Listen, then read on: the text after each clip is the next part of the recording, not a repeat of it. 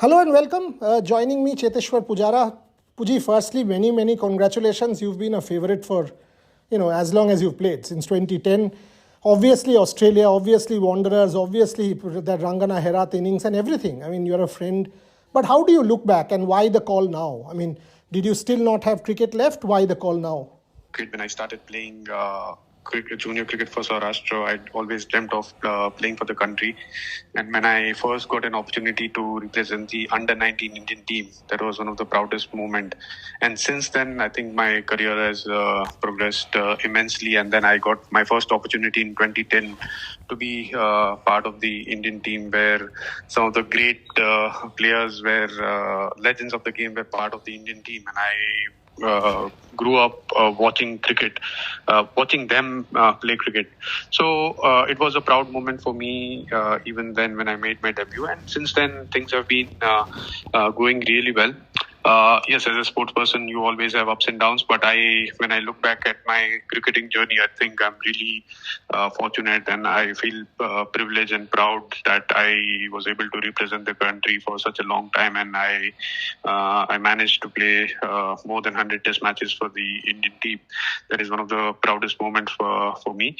And talking about the retirement call, I thought that this was the right time. I spoke to my family, I spoke to my friends, and I also consulted some of the seniors, and I thought that this was the right time for me to move on from cricket, because I thought that it was important for some of the young players in Saurashtra team to get an opportunity to play in the 11, and then they can get that exposure and then take the team forward.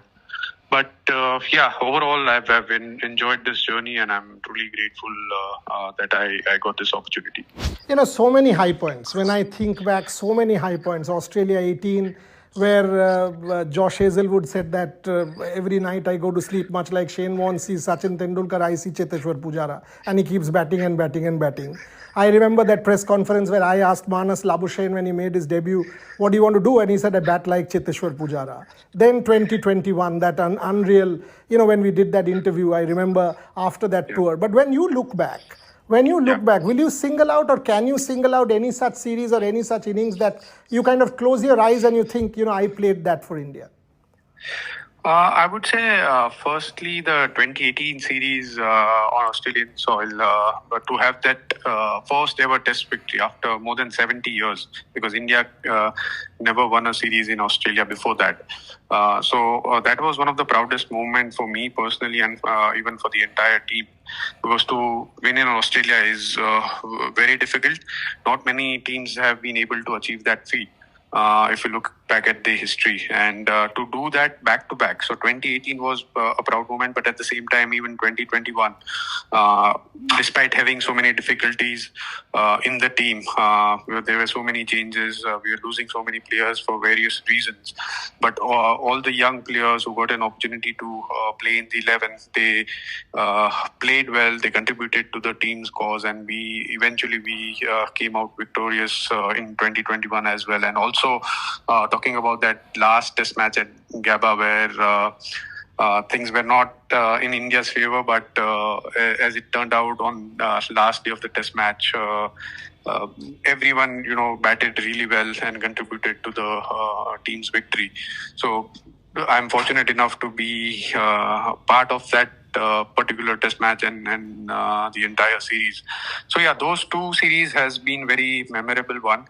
And also Australia has been one of the toughest opponents I've faced in my cricketing journey, because Aussies are very, they're one of the best teams in the world, but at the same time, they are very aggressive. They have a clear game plan. They also sledge the opposition.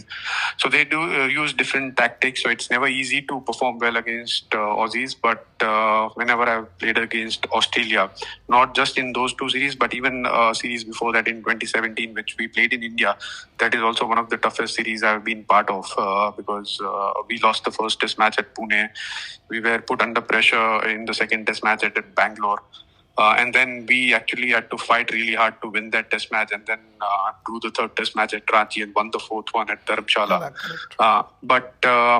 Yeah, that series, I mean, in very few series, the Indian team has to work really hard to win a series at home. And that 2017 series, Australian team made us work really hard to hunt that victory. So yeah, I think Australian team is very competitive on the field, and it's very difficult to perform against them. But whenever you come out victorious against them, it's a different satisfaction. Last couple of questions. One, so many blows on the body. I've seen photos you only showed me when I had a chat with your father. Arvindji said, my boy is a tough cookie. When you came back, those black spots.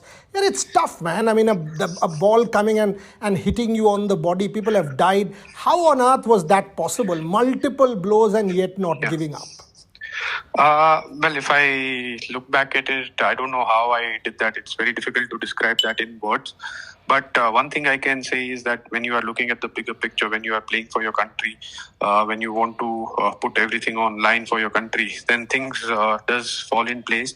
At the same time, I do believe in God. I do believe in superpower. So when you are dedicated towards the game, when you are doing everything you can to do well for your country, then you get that external support from somewhere where you get that mental toughness, you get that threshold of to bear that pain. Because if I have to do it again, I don't know whether I'll be able to do it. But at that time, because when you, as a sports person or as a cricketer, when you get hit on the body once or twice, that is something which you are used to.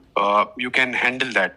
But when it keeps happening again and again, when you get hit on the same spot 3-4 times, then your pain threshold reduces, or you always get the temptation that either I score runs or I get out.